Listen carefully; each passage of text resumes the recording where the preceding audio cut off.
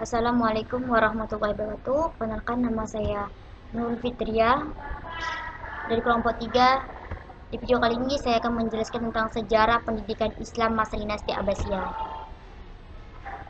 Pendidikan Islam masa dinasti Abbasiyah, kekuasaan dinasti Abbasiyah berlangsung pada tahun 132 Hijriah sampai 656 Hijriah. Zaman pemerintahan dinasti Abbasiyah dikenal sebagai zaman keemasan dan kejayaan Islam.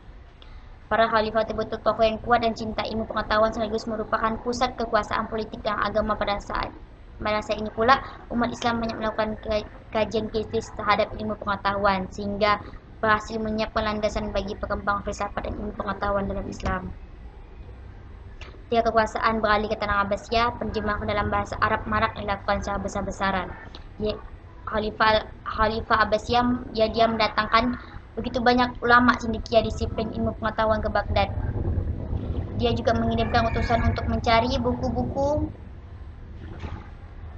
ilmiah dari negeri Romawi dan mengalihkannya ke bahasa Arab. Akibatnya banyak ilmuwan cendekiawan bermunculan sehingga membuat pengetahuan menjadi maju pesat. Adapun puncak keemasan dinasti ini berada pada 7 khalifah, yaitu Al-Mahdi, Al-Hadi, Harun Al-Rashid, Al-Ma'mun, Al-Mutashim, Al-Wasik, dan Al-Mutawakkil. Pada masa Al-Mahdi, perekonomian mulai meningkat dengan peningkatan di sektor pertanian dan pertambangan seperti perak. Kekayaan yang banyak dimanfaatkan Harun Al-Rashid untuk keperluan sosial, rumah sakit, lembaga pendidikan, dokter, dan farmasi didirikannya. Al-Ma'mun pengganti Ar-Rasyid, ia adalah khalifah ke-7 Bani Abbasiyah yang melanjutkan pemimpinan saudaranya Al-Amin yang dikenal khalifah yang sangat cinta kepada ilmu. Pada masa ini penerjemahan buku asing digalakkan untuk pengembangan ilmu pengetahuan saat itu.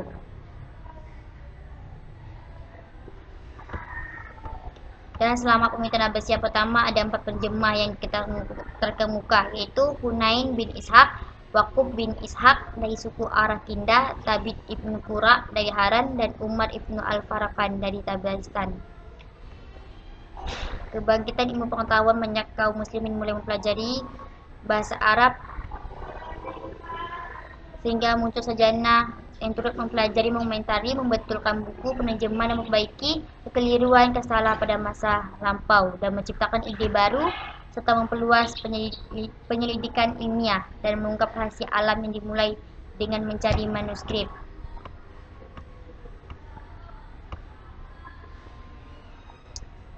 Pada abad ke-10 muncul tokoh wanita di bidang ketatanegaraan. Di bidang kesusastraan dikenal Zubaidah dan Fals.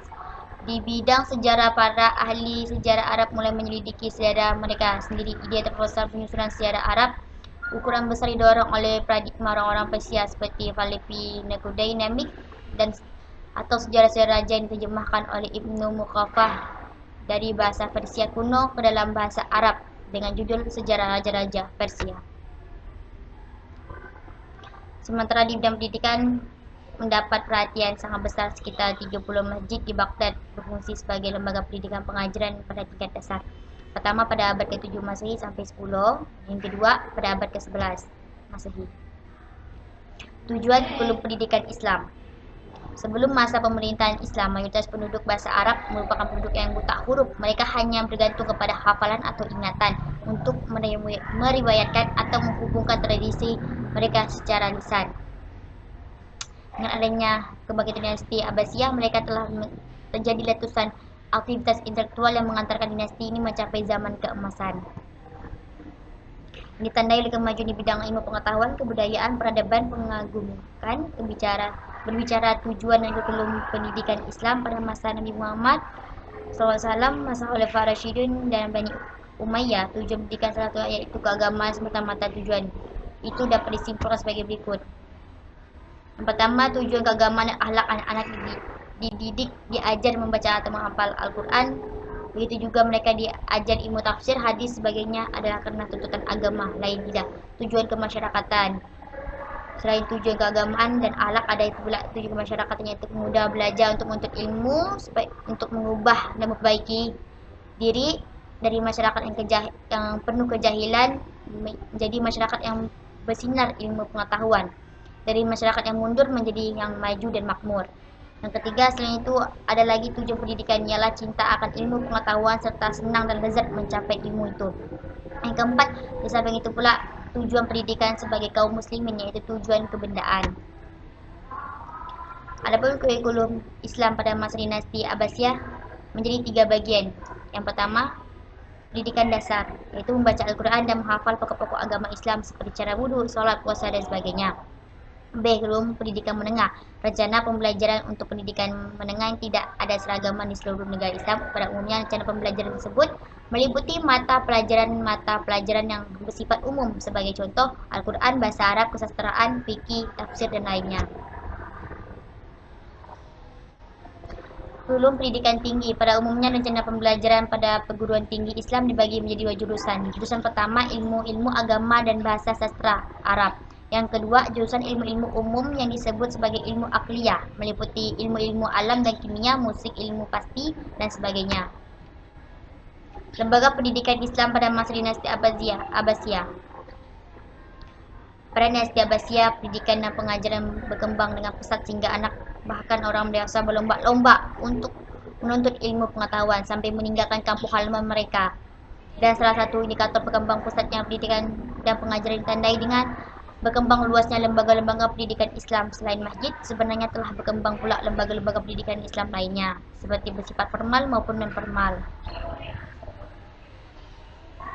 Di antara lembaga pendidikan Islam ada pada masa dinasti Abbasiyah, yaitu Kutab. Itu sebagai lembaga pendidikan dasar kepandaian tulis baca dan kehidupan sosial dan politik umat Islam.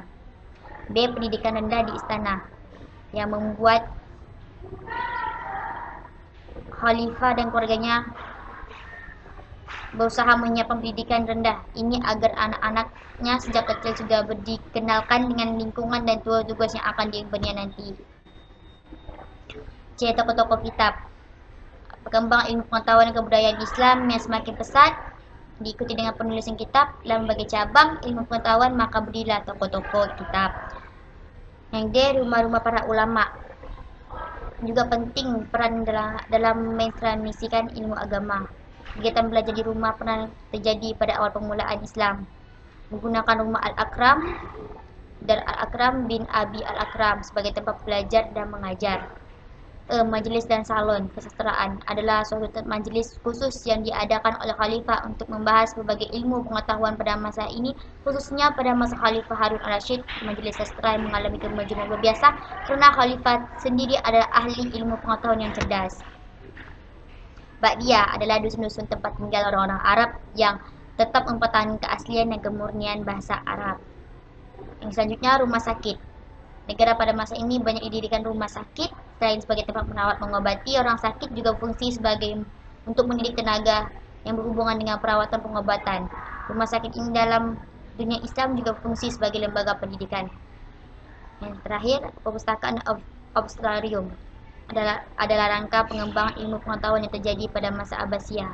Maka didirikanlah perpustakaan dan observatorium serta tempat penelitian dan kajian ilmiah lainnya. Madrasah muncul pada masa dinasti Abbasiyah sebagai kelanjutan dari pengajaran dan pendidikan yang telah berlangsung di masjid-masjid dan tempat lainnya. Selanjutnya, materi terakhir yaitu metode pendidikan dan pengajaran pada masa dinasti Abbasiyah.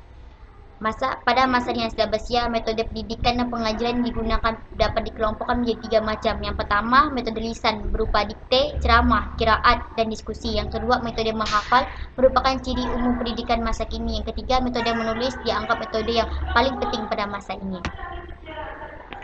Kesimpulannya, kemajuan dinasti Abbasiyah begitu pesat dan sangat beragam. Terlebih dalam ilmu pengetahuan, saat itu pusat ilmu pengetahuan dunia berada di tangan umat Islam. Puncak keemasan dinasti Abbasiyah terletak pada periode pertama, yaitu pada masa Khalifah Harun al-Rashid, dan juga terletak pada masa Khalifah Al-Ma'mun. Sekian dari video saya, penjelasannya. Wassalamualaikum warahmatullahi wabarakatuh.